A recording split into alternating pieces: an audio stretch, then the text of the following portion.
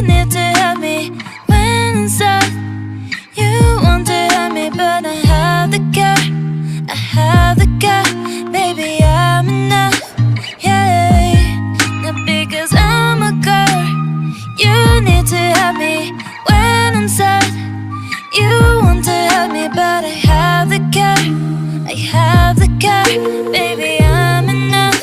Hey, 'cause I'm hurting, 'cause I'm bleeding, going crazy. Assalamualaikum warahmatullahi wabarakatuh. Alhamdulillah rabbil alamin. Salatu wassalamu ala asrofil anbiya wal mursalin sayyidina Muhammad wa ala alihi sayyidina Muhammad. Mari kita memanjatkan puji syukur kehadirat Allah Subhanahu wa taala karena rahmat dan hidayahnya sehingga pada kesempatan ini kita dalam keadaan sehat-sehat walafiat. Bersalawat kepada baginda Nabiullah Muhammad sallallahu alaihi wasallam, Nabi yang senantiasa menjadi contoh teladan dalam keseharian kita. Ibu sekalian yang saya hormati, dalam rangka pelaksana presentasi rencana tindak lanjut untuk PKG PJOK, mari kita mempersembahkan untuk sosialisasikan atau memaparkan apa yang mau disampaikan oleh guru PJOK. Dengan itu kami persilakan dengan hormat. Terima kasih atas kesempatan yang diberikan kepada saya. Sebelumnya saya minta maaf kepada rekan-rekan guru karena saya mengambil waktunya sedikit. Nah, di sini saya mendapatkan tugas untuk melakukan rencana tindak lanjut. Dan di mana di sini saya bisa 3 bulan mengikuti PKG PJOK Kabupaten baru tahun 2024. Nah, baik, rencana tindak lanjut saya di sini saya ambil tema permainan tradisional yaitu gerobak sodor, yang dimana saya mengambil latar belakang karena peserta didik kita saat ini masuk sebagai generasi Z yang menerima arus informasi secara cepat melalui media internet. Sebagian informasi ini mengandung nilai-nilai yang kadang tidak sesuai dengan nilai-nilai tradisi luhur di Indonesia. Bila mereka terus terpapar, dikhawatirkan nilai tradisi asing akan menggantikan nilai tradisional lokal yang luhur. Bermain tidak lagi menjadi aktivitas yang menjadi tumbuh kembang anak. Permainan yang sekarang dimainkan adalah game online. Nah, Bapak dan Ibu guru sekalian, kita sudah lihat sekarang ini banyak generasi Z atau peserta didik kita yang telah melupakan permainan tradisional, yang dimana mereka lebih cenderung kepada permainan online atau permainan game secara online. Nah, di sini Pencasorkes merupakan bagian integral dari pendidikan secara keseluruhan yang memiliki peranan dalam membina pertumbuhan fisik, perkembangan psikis, keterampilan motorik dan pengetahuan, dan penghayatan nilai-nilai serta pembentukan pola hidup yang sehat. Permainan tradisional dalam pembelajaran Pencasorkes dapat membantu anak dalam bersosialisasi. Anak saling bersosialisasi dengan temannya. Selain itu, bermain sangat diperlukan untuk perkembangan gerak dan kebugaran anak. Nah, di sini tujuan program ada 4 poin. Yang pertama, menumbuhkan rasa menghormati terhadap keanekaragaman budaya. Poin kedua, melestarikan permainan tradisional. Dan poin ketiga, membuat kegiatan aktivitas fisik untuk meningkatkan kebugaran. Dan poin yang terakhir, terbiasa bekerja sama dengan rekan sejawat atau kelompok untuk memecahkan masalah. Capaian yang diharapkan di aktivitas untuk membantu murid dapat terlibat aktif. Nah, di sini gerobak sodor itu bagaimana cara kita mengaktifkan ini peserta didik untuk terjun dalam permainan gerobak sodor. Dari eksplorasinya, aktivitas murid mencari informasi terkait topik. Artinya ini kita membebaskan murid atau peserta didik kita mencari aturan-aturan permainan gerobak sodor ini. Bisa berupa mencari informasi di media sosial, TikTok atau YouTube atau berbagai macam lainnya. Proyek aktivitas murid merancang dan membuat produk sebagai hasil belajar. Akhir proyek aktivitas untuk mereview pengalaman permainan untuk mencapai tujuan.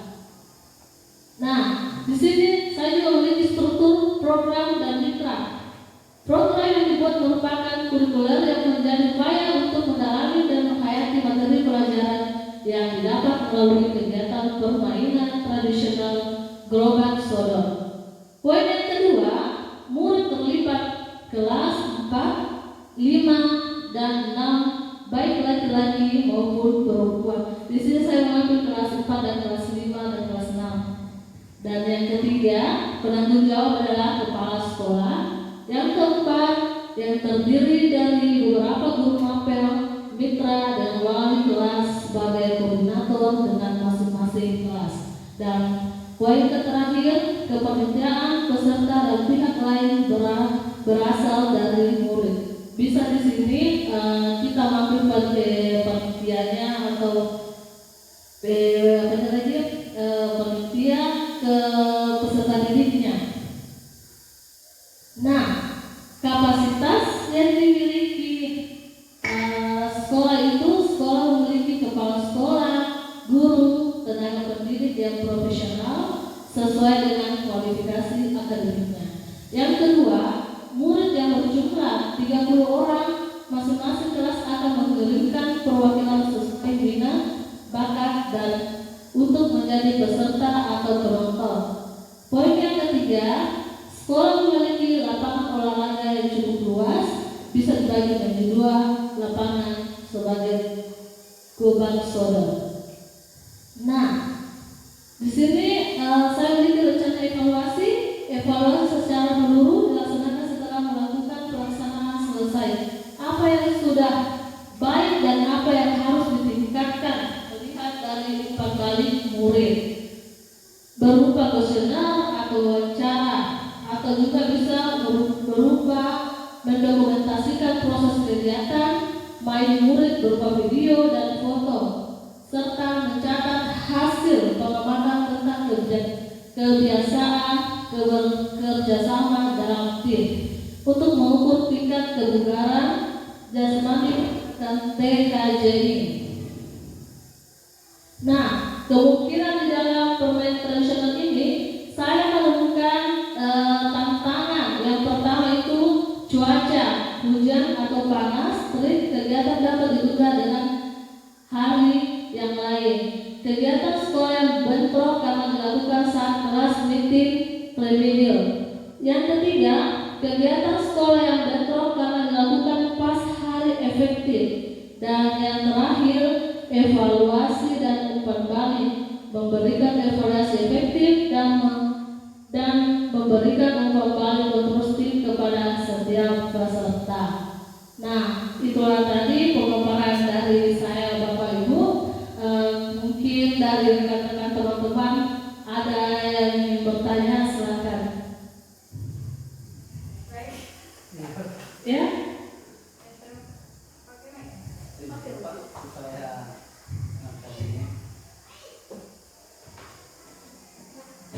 Bismillahirrahmanirrahim. Assalamualaikum warahmatullahi wabarakatuh. Dan saya bagaimana cara mengatasi tantangan agar permainan tradisional tetap relevan bagi generasi.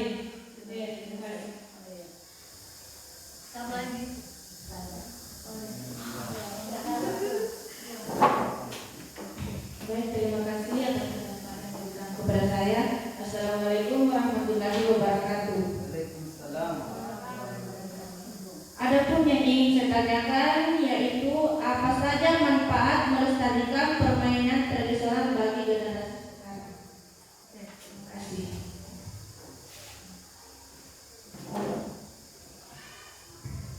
Nah, baik, saya akan menjawab pertanyaan dari Ibu Dina, yaitu mengatasi tantangan agar permainan nasional tetap relevan bagi generasi Gen Z.